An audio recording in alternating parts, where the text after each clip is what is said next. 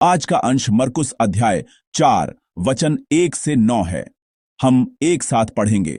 वह फिर झील के किनारे उपदेश देने लगा और ऐसी बड़ी भीड़ उसके पास इकट्ठी हो गई कि वह झील में एक नाव पर चढ़कर बैठ गया और सारी भीड़ भूमि पर झील के किनारे खड़ी रही।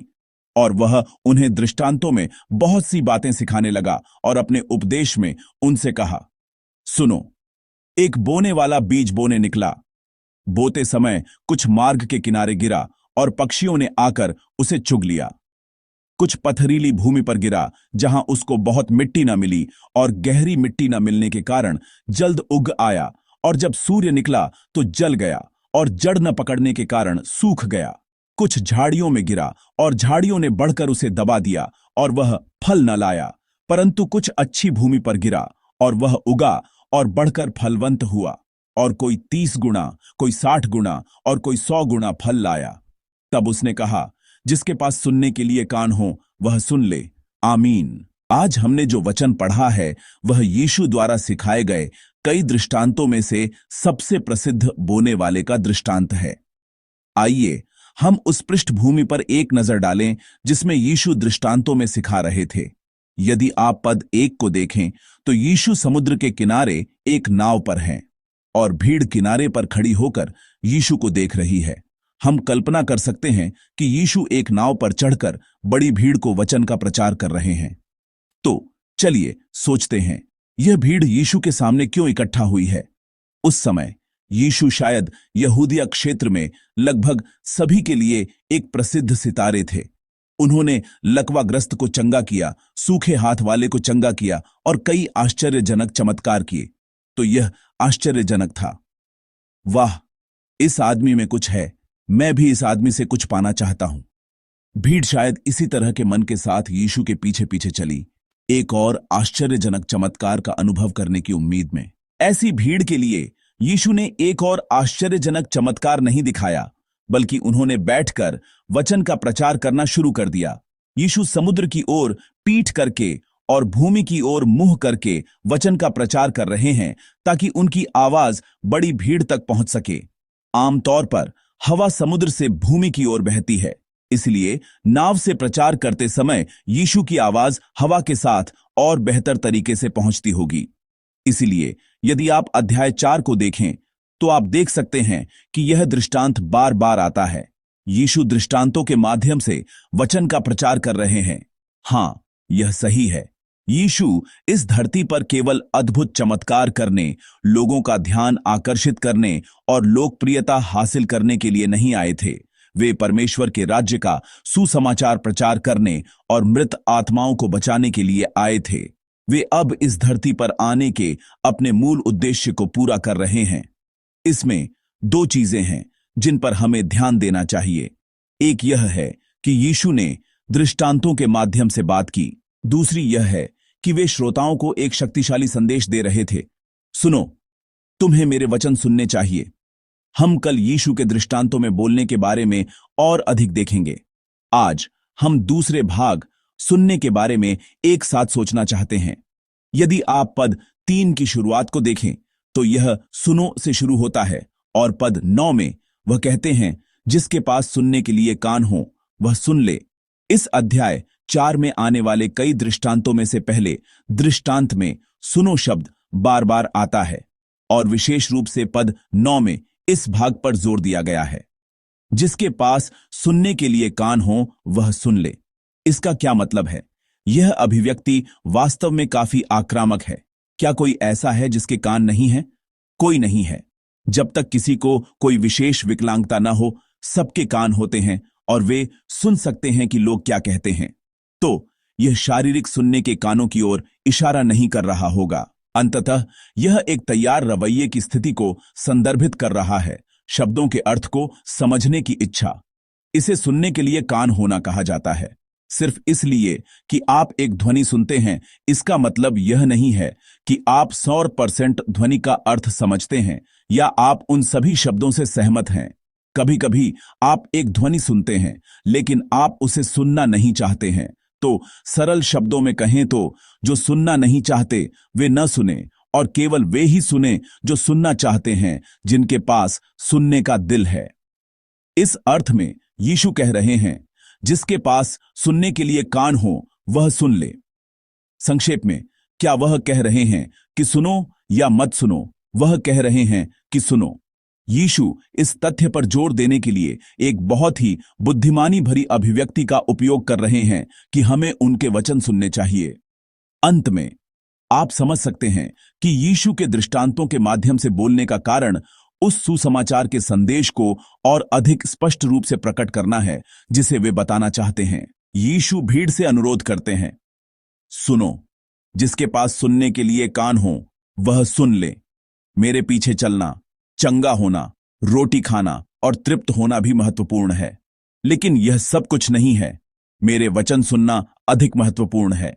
वह इस अर्थ पर जोर देकर बोल रहे हैं, इस धरती पर रहने वाले लोगों के लिए चंगा होना बहुत महत्वपूर्ण है और रोटी खाना और अपने पेट भरना भी महत्वपूर्ण है, लेकिन मौलिक रूप से परमेश्वर के वचन को सुनना सबसे महत्वपूर्ण है। जब यीशु ने कहा, मेरे वचन सुनो, यह कोई विकल्प नहीं था जिसे आप कर भी सकते हैं और नहीं भी। यह एक आज्ञा के रूप में लिखा गया है जो मजबूत आज्ञाकारिता की मांग करता है। यीशु बोलने वाले हैं और हम वे हैं जिन्हें उनके वचन सुनने चाहिए। यीशु दृष्टांत शुरू करने से पहले इस तथ्य को स्पष्ट कर रहे हैं। परमेश्वर ने व्यवस्था विवरण की पुस्तक के माध्यम से बात की थी। शेमा इज़राइल व्यवस्था विवरण 6:4-5 कहता है, हे इज़राइल सुन, यहोवा हमारा परमेश्वर है, यहोवा एक ही है। तू अपने परमेश्वर यहोवा से अपने सारे मन और सारे जीव और सारी शक्ति के साथ प्रेम रखना। हम ऐसे प्राणी हैं जिन्हें परमेश्वर की आवाज को सुनना चाहिए, जो हमारे पास आते हैं और बोलते हैं। ध्यान से सुनना चाहिए। अपने जीवन की दिशा परमेश्वर की ओर मोड़नी चाहिए और परमेश्वर से अपने पूरे दिल, अपनी पूरी आत्मा और अपनी पूरी शक्ति से प्रेम करते हुए जीना चाहिए। परमेश्वर बोलते हैं और इज़राइल सुनने वाला है। परमेश्वर ने आकाश और पृथ्वी की रचना करते समय भी बात की थी। उन्होंने कहा, उजियाला हो। परमेश्वर अपनी इच्छा पर चर्चा या परामर्श नहीं करते हैं, वह घोषणा करते हैं, उजियाला हो।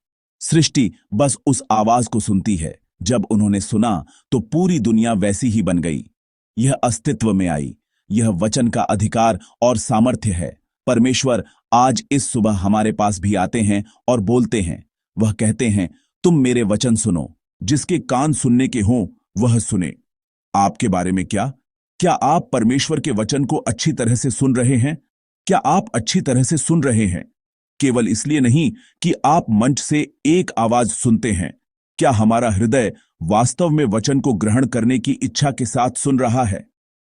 क्या मंच से घोषित वचन, जो वचन हम हर दिन पढ़ते हैं और जिस वचन पर हम मनन करते हैं, उसे वास्तव में रेमा के वचन के रूप में सुनने की इच्छा है, जो मुझे बचाता है और मेरी आत्मा को पुनर्जीवित करता है? मैं यह सवाल पूछ रहा हूं कि क्या आपके पास वह दिल है?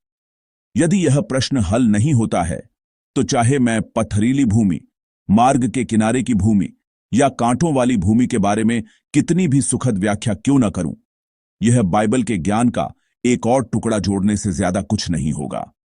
महत्वपूर्ण बात यह है कि क्या आप विश्वास करते हैं और घोषित परमेश्वर के वचन का पालन करते हैं, जो आपकी आत्मा के लिए जीवन का वचन है, जो आपको बचाता है।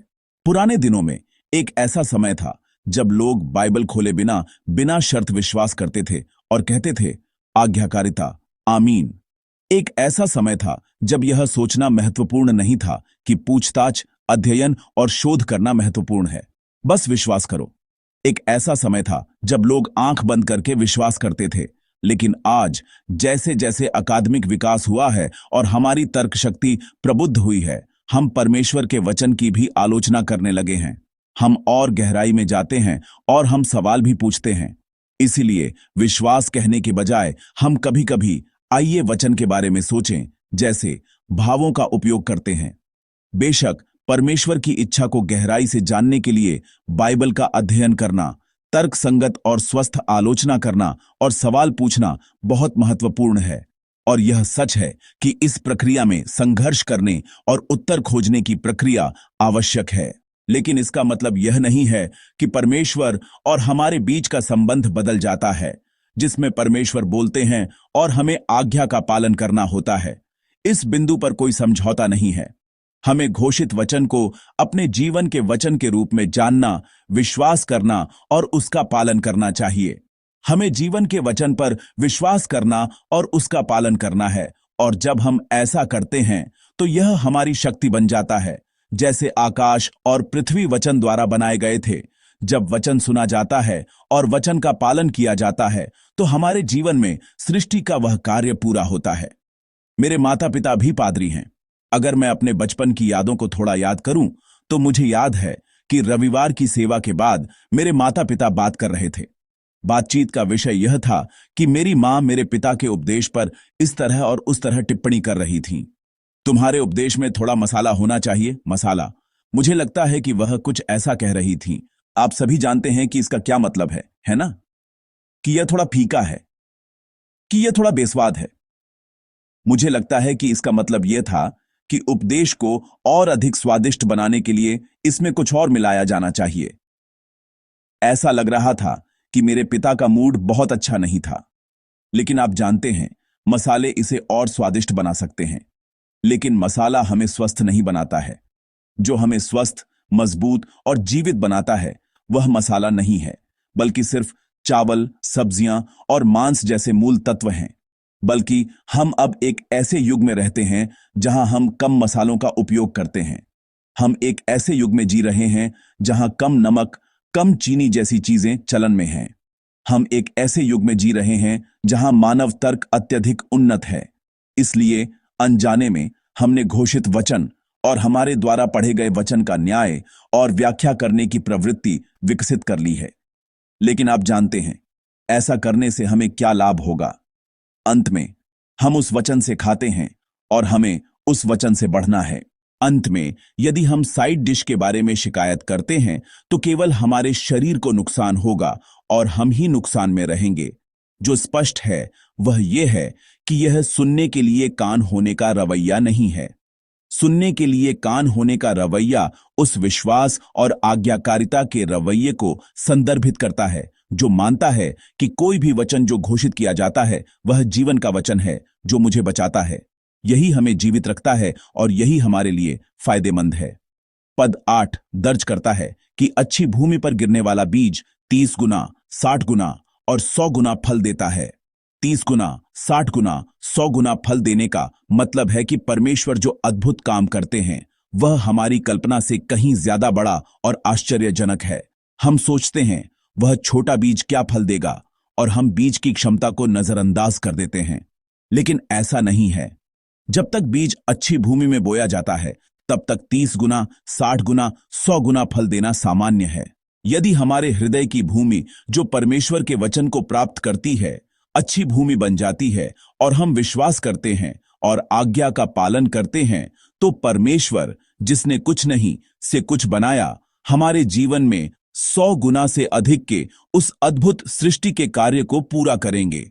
आज हम वचन की बाढ़ के युग में जी रहे हैं, फिर भी हम बोए गए बीजों के बराबर फल क्यों नहीं दे पाते हैं? क्या समस्या बीज में है या भूमि में? बीज वचन है। वचन में कोई समस्या नहीं है, समस्या हमारे हृदय की भूमि में है। मैं ईमानदारी से आशा करता हूं कि हम इस भोर की प्रार्थना के दौरान अपने हृदय की भूमि को देख सकते हैं। क्या मैं इस परमेश्वर के वचन को जीवन के वचन के रूप में प्राप्त कर रहा हूं जो मुझे बचाता है और तुरंत आज्ञा का पालन कर रहा हूं, या मैं विभिन्न माध्यमिक कारणों से वचन को दूर धकेल रहा हूं और इसे केवल एक गुजरती हुई ध्वनि के रूप में सुन रहा हूं? मुझे उम्मीद है कि हम अपनी आंतरिक स्थिति की जांच कर सकते हैं। मैं ईमानदारी से आशा करता हूं कि हमारे हृदय जो वचन को प्राप्त करते हैं वे शुद्ध, सच्चे और सबसे बढ़कर विनम्र हो सकते हैं।